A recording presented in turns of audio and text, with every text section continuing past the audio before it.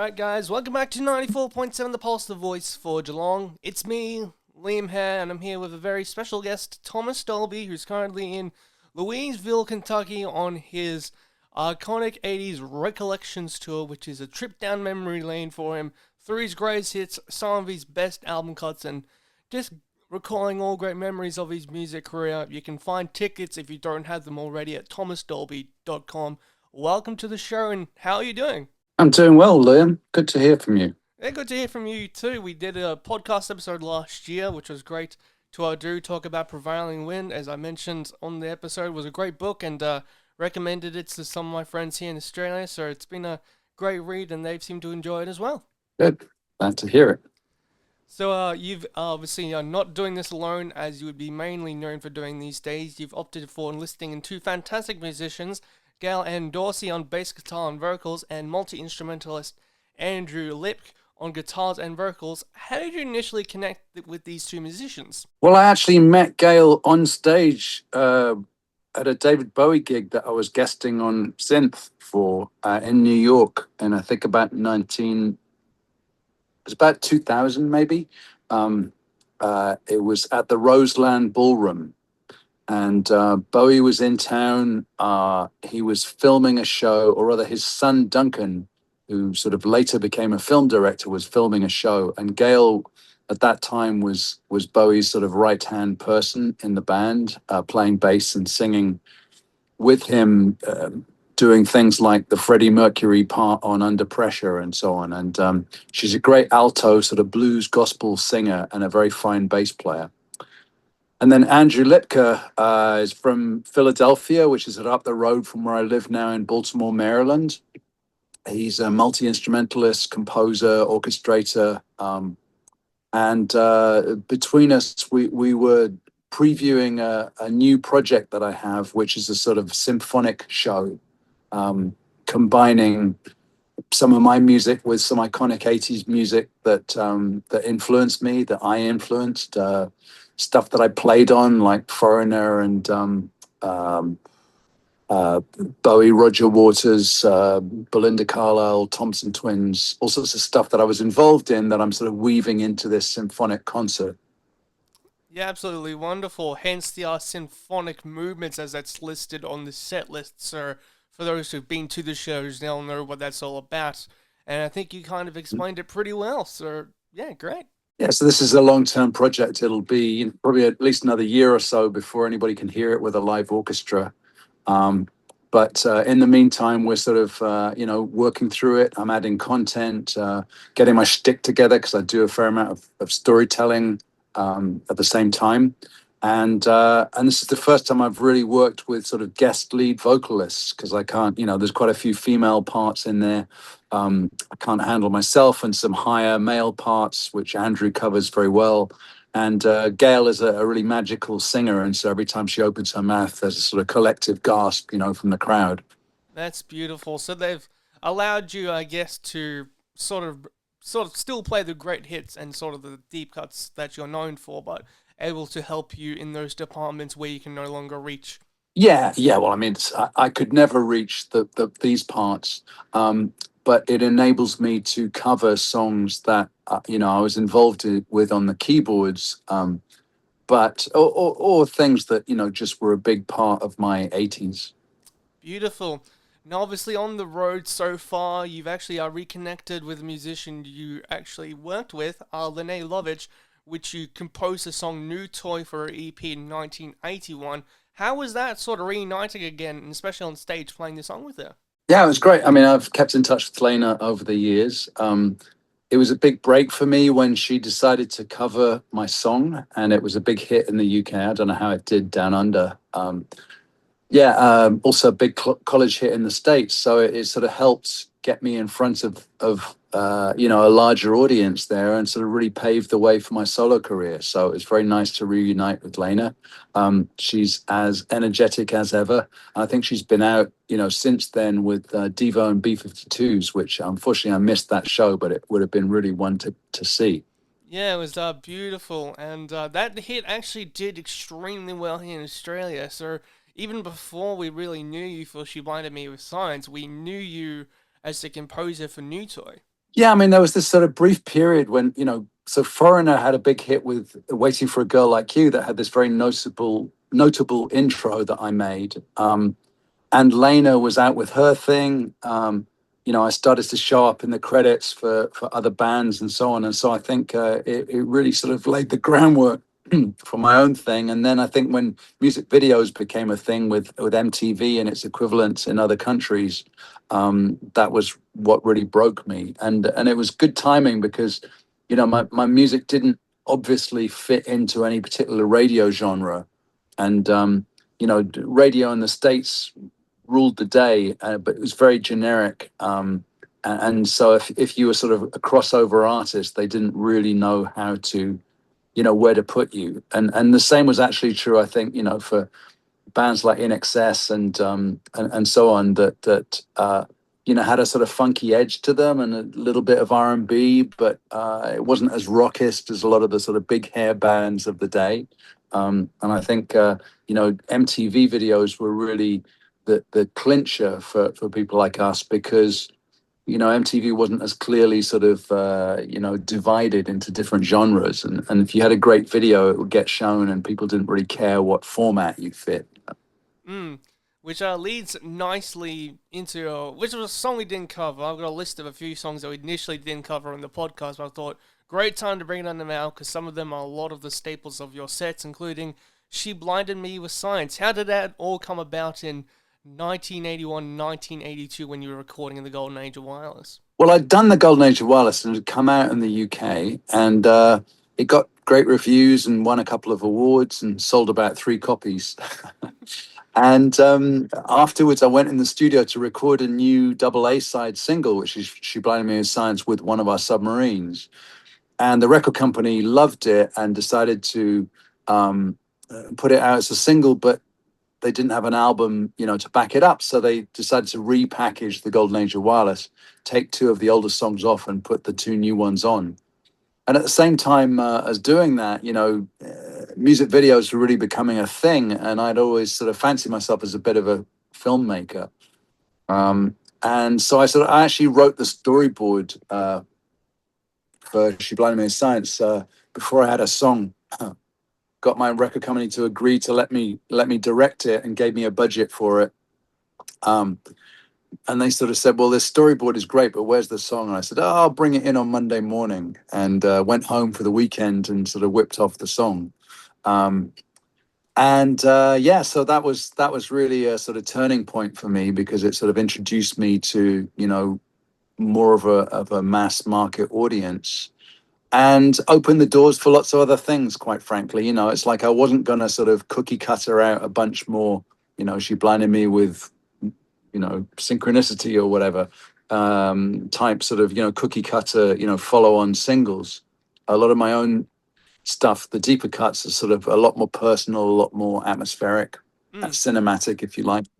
But the success of that single opened a lot of doors for me and meant that I got approached by a bunch of different musicians that I respected, people like Joni Mitchell, George Clinton, later Roger Waters and so on, people that respected what I was doing and asked if I could get involved in with them. So it was a fantastic period. Yeah, we flip the B side and we get one of our submarines, as you mentioned before, and it's originally written for the Thompson twins. Did that come about in the set sessions when you were with them doing synth work? No, actually, before that. So my friend Matthew Seligman, may he rest in peace, was the bass player with the Thompson twins at the time, and I went to see them in a show. This is sort of older version of the Thompson twins. And a lot of people sort of knew them as a trio when they sort of narrowed it down to like the pop trio, but there used to be 9 of them on stage. And I went to see them with Matthew on bass, and I was very impressed with their sound. And I sort of went home and wrote one of our submarines as sort of the song I would have liked to have heard them play. And that's very often my method is to sort of reverse engineer things like that. It's like, okay, I like that band, but what would I have really loved to hear them play? Sometimes when I write a new song, I sort of visualize like there's a stage, there's an empty spotlight, grand piano. A guy walks in, sits down at the piano and starts to play. What does it sound like? from the audience standpoint, and I sort of reverse engineer that and then come up with the chords and the melody and the lyrics. Yeah, it's a great story to it as well, which he'd mentioned in the Soul Inhabitant tour podcast version of the song, which he mentioned it was about you saw a photo in your childhood home of your uncle who'd served in the Navy. It hung up in the family home, and it sort of inspired you as a kid because he was this action hero type of person. And you mentioned as well that there's been updates and movements over the years on trying to find his wrecked P-48 off the north coast of Africa. That was as of 2018. Has there been any conclusions to that finding, or are we still looking for the submarine to this day? I'm not really sure about the authenticity of that. It's like when I think back, so, I was first, this idea came about when a guy approached me, like he was standing at the back of the merch line when I was signing merch at the end of a gig. And he was sort of loitering. And as he got up to the front, I noticed he had a piece of paper in his hand and he was wearing sort of regulation shoes. And he introduced himself and said he was a representative of the Royal Navy, and his job was to inform survivors or or relatives of people who had perished in World War II, and that the information in my song about the whereabouts of the submarine was actually incorrect. It wasn't off the coast of England; it was off the coast of North Africa. And then shortly after that, I get contacted by this dive salvage captain who claims that he's found the wreck and he's putting together an expedition to actually re-raise it. And I said, great, when's this happen? Because I'm going to have to rewrite a few of the lyrics to my song. And he goes, well, we're just putting together the funding now. And I thought back and I thought, okay, the guy from the Navy, I never actually checked his credentials. So maybe this was some sort of elaborate scam, like the Nigerian Cultural Ministry wanting to put money in my bank account or something. So, well, maybe whether or not the location of it is still out there, maybe time will tell whether you actually find it yourself. Who knows? Only time will tell. Yeah. Yeah, there's another great song off our Golden Age of Wireless, Flying North, which again, we go back to the Soul Inhabitant tour videos. You initially said you had a fear of flying as a kid, as a coin to that video, but it wasn't for the usual facts that you're going to crash and burn, but it was something much more different. What was that fear? Well, the fear was that we'd actually be we'd lose gravity and actually be sort of launched off into space, beyond the orbit of Earth. And it was sort of an irrational fear, but it was more the fear that, gravity maybe gets a bit thinner up there and that you would lose touch with Earth altogether. It wasn't really the fear of crashing per se. Yeah, it's a great album opener, much like Distance, which we talked about in the podcast episode. And I guess some of those memories and some of those fears helped form lyrically the lyrics that came with the track and the composition as well on the track for from the Golden Age of Wireless.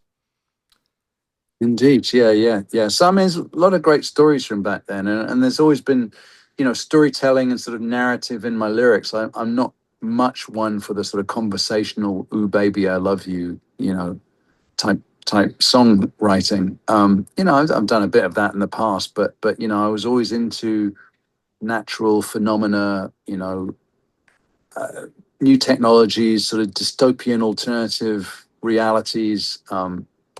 Those kinds of things. So always a lot more sort of literate, I think, than many typical, pop writers. And this is another great song. Well, one like Much Like New Toy, which you had your hand in composing with your bass player Matthew.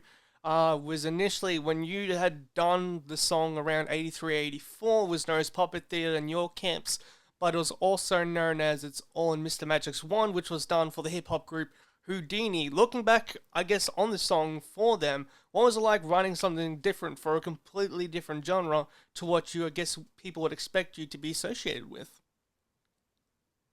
Yeah, I mean, I didn't really know what we were doing it for. So um, I had a music publisher back then called Zomba, which is a South African outfit. Three guys from South Africa, one of whom was Mutt Langer, the producer. Eventually, after that, they were very into early hip hop and rap stuff before it was really commercially viable. And they were based in London and they owned some recording studios. And when they on downtown for the recording studios, they would tell their artists and their writers, hey, you can have the studio overnight. Why don't you just record something and we'll see if we can find a home for it. So Matthew and I put down this groove, and they said, well, this rap thing is really taking off in New York. We're going to try and find a couple of rappers to do a rap on top of it. So I never actually met Houdini. And still to this day, there's one of them is a survivor. I've still never met him. But yeah, no, I didn't have a whole lot to do with it. They did the rap over the top of it. I was involved with the mix, but I never met them. And it's like still to this day, there are sort of club DJs who, fall down on their knees in worship because of this one track that I wrote, and it got me in the Hip Hop Hall of Fame, which is kind of nuts. But yeah, no, it was definitely interesting to be there. At the start of that sort of crossover, because that was one of the first platinum selling rap singles in the very early days, and it was an interesting time because hip hop artists were very into European electro stuff. For example, Africa Bambaataa sampled Kraftwerk and did Planet Rock over the top of it. It's kind of ironic to think that, some sort of, ghetto kids from the Bronx would be rapping over the top of music made by, Bavarian aristocrats in a castle with electronic gear. Yeah. So, 40 years ago, you would participate in Live Aid, performing alongside David Bowie, and obviously you cover Heroes as a part of the set in the recent years. What do you recall of such a phenomenal and historical day 40 years ago? Yeah, it was like a dream, really. It's like a wonderful day, I think, for everybody involved. Just a real sense of, the crowd and the performers being united. I think rock music had reached just a certain point of respectability in the UK at the time. It was sort of mainstream media. It was on the front cover of the Daily Mirror. It was on the evening news. It wasn't so underground anymore. And the whole country seemed really, together about this. And it was just an idyllic day, unusually, bright, sunny day in London. And it went extremely well, from a performance standpoint. Back-to-back artists. We went on right after Queen. I remember standing at the side of the stage, seeing the end of their set next to Bowie. And at the last minute before we went on, he jabbed me in the ribs and he said, "Let's start with TVC 15." And TVC 15 is like has a sort of honky tonk piano intro, which is really not my style at all. So I was up there in front of like 100,000 people in the stadium and another, 1.5 million online or on satellite. And, playing this honky tonk piano intro. And it's quite intimidating, but it was fun as hell. Beautiful. So it was a great day for you, and it's lovely because there's a whole bunch of musicians. Adam and the Ants. Well, Adam Ant was there. Ultravox was there, obviously. Over at JFK Arena, we had some other fantastic artists as well. So all coming together, all making great music, which is absolutely what we love to see. Mm-hmm. Yeah. And it was really the first of its kind. I mean, there's been a lot of attempts since then to do something like that. But I think, alongside sort of Woodstock and a couple of other events, it was a real milestone in live performance. Mm. And then going 35 years ago, you were called over by Roger Waters to be a part of the Wall show that would eventually get onto VHS for him. So we mentioned a little bit about Roger Waters before.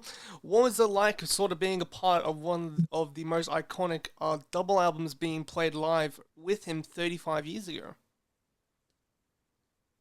Well, that was amazing, actually. And I'd always been a Floyd fan. I saw them a few times in the early days. And, less of a fan of the sort of, when it started to become the Roger Waters show. And that's a kind of a dreary album in many ways. But I think a couple of the high points, one was the Another Brick in the Wall, and another was Comfortably Numb, which I remember, rubbing shoulders with people like Van Morrison and Joni Mitchell and Sinead O'Connor, who, all took lead parts in that. Brian Adams was another. It was an amazing show, and it was incredibly complicated.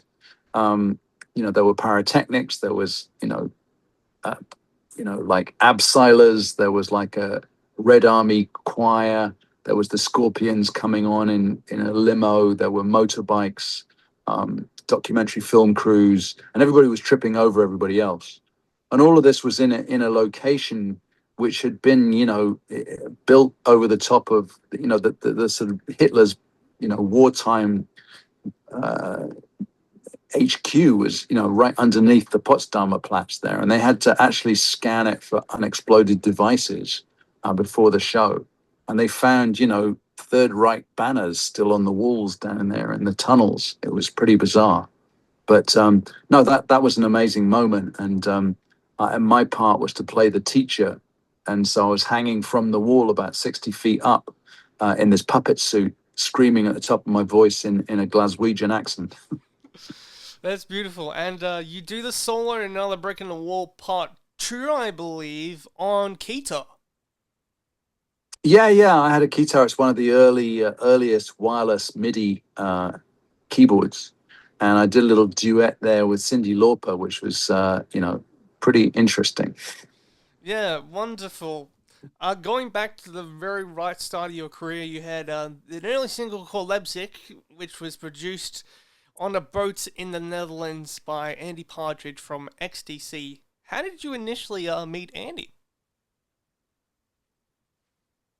I was a real XTC disciple. I used to follow them around when they were playing pubs and clubs in London in the late 70s. I had figured out all of their keyboard parts, and I would stand at the front of the stage, sort of hoping that something dreadful would happen to Barry Andrews, their keyboard player, and Andy would stand up there and goes, "Can anybody play the synth?" And I'd be plucked out of the audience and an instant hero. But then when I was playing with Bruce Woolley and the Camera Club, we actually did a tour of the UK supporting XTC, and it was right when they had their first big breakthrough with making plans for Nigel.